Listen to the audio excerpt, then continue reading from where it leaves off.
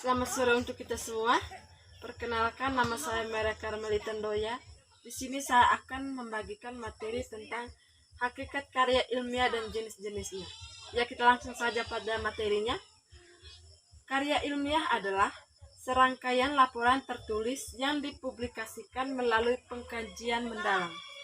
Menurut Kamus Besar Bahasa Indonesia, karya ilmiah merupakan karya tulis yang dibuat dengan prinsip ilmiah menurut data dan fakta atau observasi, eksperimen, kajian pustaka. Tujuan dari karya ilmiah adalah untuk kepentingan memecahkan masalah dari suatu persoalan yang ada dan dipilih oleh penulisnya.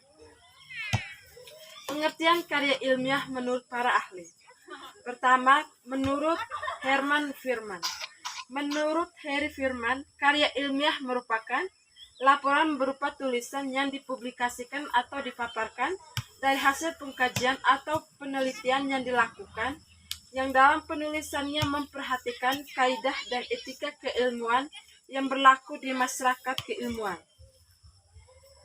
Menurut Jones, karya ilmiah merupakan karangan ilmiah yang ditujukan untuk masyarakat tertentu atau profesional yang biasanya bersifat karya ilmiah tinggi. Ada beberapa jenis karya ilmiah, diantaranya 1. Makalah. Makalah merupakan karya ilmiah yang menyajikan sebuah masalah yang penyelesaiannya mengandalkan berbagai macam data yang ada di lapangan. Kedua, artikel. Dalam konteks jurnalistik, pengertian karya ilmiah artikel merupakan karya ilmiah yang membuat pendapat subjektif pembuatnya mengenai sebuah peristiwa atau masalah tertentu. Sedangkan jika dipandang dari sudut pandang ilmiah, artikel dapat diartikan sebagai karya tulis yang sengaja dirancang untuk dimuat dalam jurnal ataupun kumpulan artikel yang dibuat dengan memperhatikan kaidah penulisan ilmiah dan mengikuti pedoman ilmiah yang berlaku. Ketiga, skripsi.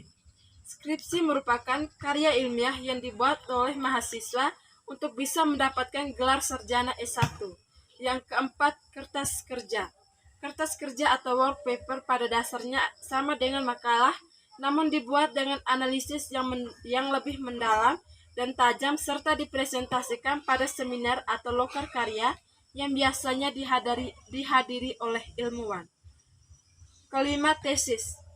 Tesis adalah karya tulis ilmiah mahasiswa untuk menyelesaikan program studi S2 atau pasca sarjana yang bersifat lebih mendalam dibandingkan dengan skripsi. Yang keenam, disertasi. Disertasi diperuntukkan bagi mahasiswa program S3 atau meraih gelar doktor yang mengemukakan analisis yang dapat dibuktikan oleh penulis berdasarkan dengan data dan fakta yang sah dan valid dengan analisis yang terinci. Nah, kita lanjut pada materi yang kedua, yaitu sistematika dan komponen-komponen karya ilmiah. Sebuah karya tulis ilmiah bersifat keilmiahan. Dari sifat-sifat tersebut mengikuti beberapa aturan dalam pembuatannya. Untuk dikatakan sebagai karya tulis ilmiah, tentu saja sebuah karya tulis memerlukan sejumlah persyaratan atau sistematika. Selain memiliki gagasan ilmiah, hasil pemikiran penulis di dalamnya, sistematika penulisan karya ilmiah terdiri dari serangkaian narasi, eksposisi, deskripsi, dan dokumentasi juga harus memiliki sejumlah hal-hal yang mendukung alur pikir di dalamnya, misalnya tabel atau gambar faktual. Karya tulis ilmiah berisikan hasil pemikiran dalam suatu disiplin ilmu harus tersusun secara sistematis. Penulisan sistematika karya ilmiah yaitu pertama, judul. Dalam penulisan karya ilmiah, judul sangat dibutuhkan. Semua karya ilmiah pasti membutuhkan judul. Pastikan judul yang kita pilih bersifat ringkas, komunikatif, dan afirmatif. 2. Nama dan kedudukan tim pembimbing. Yang ketiga, pernyataan keaslian karya tulis ilmiah. Yang keempat, kata pengantar. Yang kelima, abstrak. Yang keenam, daftar-daftar. Yang ketujuh, bab 1. Di dalam bab 1 memuat pendahuluan. latar belakang masalah, perumusan masalah, tujuan penelitian, asumsi, hipotesis, metode penelitian, lokasi dan sampel penelitian. Yang kedua, bab 2. Di dalam bab 2 memuat kajian pustaka. Yang ketiga, bab 3. Di dalam bab 3 memuat metodologi penelitian. Bab 4, hasil penelitian. Bab 5, kesimpulan dan rekomendasi. Berikut daftar pustaka, lalu lampiran, riwayat hidup penulis. Komponen karya tulis ilmiah. Komponen karya tulis ilmiah terbagi menjadi 3 bagian, yaitu bagian awal atau pelengkap, bagian isi atau tubuh karangan, bagian akhir atau pelengkap akhir. Bagian pelengkap awal termuat halaman judul, kata pengantar atau prakarta, sari atau abstrak, daftar isi, daftar tabel, daftar gambar, dan daftar lampiran. Tulisan karya ilmiah. Baik, saya akan melanjutkan materi yang ketiga, yaitu kode etik dan pelanggaran ilmiah dalam penulisan ilmiah. Kode etik dan pelanggaran ilmiah dalam penulisan ilmiah. Etika adalah konsep nilai yang mengarah pada perilaku yang baik dan pantas atau terkait dengan norma, moralitas, pranata baik kemanusiaan maupun agama. Bentuk-bentuk pelanggaran ilmiah. Pertama, fabrication. Dalam fabrication ini termuat ada 2, yaitu pemalsuan hasil penelitian. Yang kedua, mengarang atau mencatat dan mengumumkan hasil penelitian tanpa pembuktian telah melakukan proses penelitian. Yang kedua, falsification.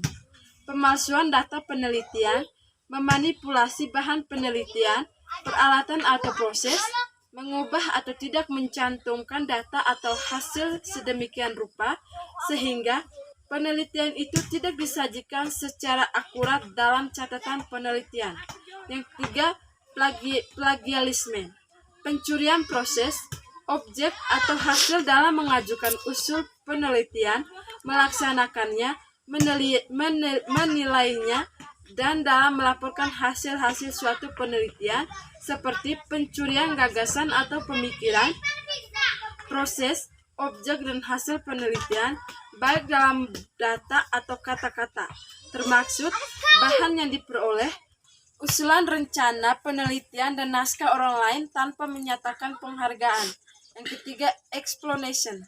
Pemerasan tenaga peneliti dan pembantu peneliti, misalnya peneliti senior memeras tenaga peneliti junior dan pembantu penelitian untuk mencari keuntungan, kepentingan pribadi, mencari atau memperoleh pengakuan atas hasil kerja pihak lain. Yang kelima, injustice. Perbuatan tidak adil sesama peneliti dalam pemberian hak kepengarangan dan cara tidak mencantumkan nama pengarang atau salah mencantumkan urutan nama pengarang sesuai sumbangan intelektual seorang peneliti. Peneliti juga melakukan perbuatan tidak adil dengan mempublikasikan data atau hasil penelitian tanpa izin lembaga penyandang dana penelitian atau menyimpan dari konvensi yang disepakati dengan lembaga penyandang dana tentang hak milik karya intelektual hasil penelitian. Yang ketujuh, intended correlation. Kecerobohan yang disengaja dapat berupa tidak menyimpan data penting selama jangka waktu sewajarnya, menggunakan data tanpa izin pemiliknya, atau tidak mempublikasikan data. Berikut duplication. Pempublikasian temuan-temuan sebagai asli dalam lebih dari satu saluran tanpa ada penyempurnaan data penting atau berbeda perspektif adalah duplikasi atau salami publication. Kode etik penulis. Di dalam kode etik penulis memuat beberapa hal, yaitu melahirkan karya orisinal atau bukan jiplakan. Yang kedua, menjaga kebenaran dan manfaat serta makna informasi. yang disebarkan sehingga tidak menyesatkan. Yang ketiga, keempat, bertanggung jawab secara akademis atas tulisannya. Yang kelima, memberi manfaat kepada masyarakat. Yang ketujuh, dalam kaitan dengan karya ilmiah, menjadi kewajiban bagi penulis untuk mengikuti gaya selingkung yang ditetapkan berkat yang dituju. Baik, kita akan lanjutkan dengan materi keempat, yaitu teknik mencari sumber tulisan dari buku, jurnal nasional, dan jurnal nasional terakreditasi. Jurnal adalah sumber referensi utama dalam penulisan karya ilmiah. Oleh karena itu, hampir setiap peneliti yang akan membuat karya tulis ilmiah pasti akan mencari jurnal sebagai bahan bacaan dan referensi dari tulisan atau artikelnya.